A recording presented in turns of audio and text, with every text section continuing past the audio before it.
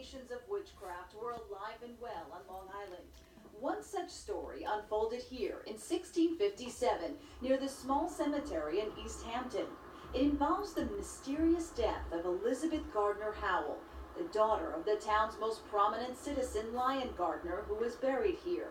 When Elizabeth Gardner Howell fell ill after giving birth, her father Lyon rushed to her bedside. Elizabeth Howell starts screaming that she's being bewitched, and eventually the young girl died. East Hampton historian Hugh King and his wife Loretta researched the case and talk about it during their cemetery tours. They showed us town records, including testimony from residents that Elizabeth suddenly shrieked that she saw a witch and blamed a local herbalist, Elizabeth Goody Garlick, for her death. They needed to blame somebody for something because they didn't have reasons. Goody Garlick was sent to Connecticut to stand trial and was eventually found not guilty. But some witches were not so lucky. Back then, they were burned at the stake, hung, or stoned to death. Fast forward more than 300 years later, and a lot has changed.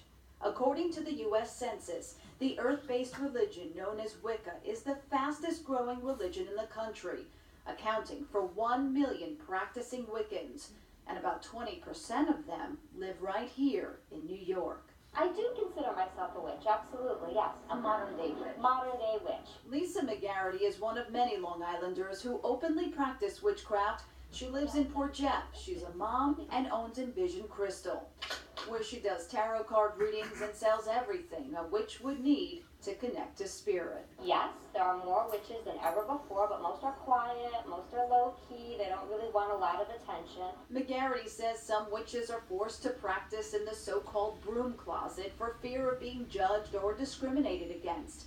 She says some people think that if you're a witch, you're a devil worshiper, and you cast evil spells on people, which she says is the biggest misconception. The way I would think about a spell is that it's a very focused prayer, and we like to use tools, symbolic things like stones or candles or incense, just to focus that prayer energy that much more. Some witches practice in solitude. Others come to a place like this, the Silver Broom Ministries in Sayville, one of the few public places on Long Island where witches can meet and learn. We teach in here, people hang out in here. Reverend Mark Lyons is the high priest of eclectic witchcraft here. He offers his community of witches classes in everything from magic to mysticism. That's what we base the Silver Broom Ministries on.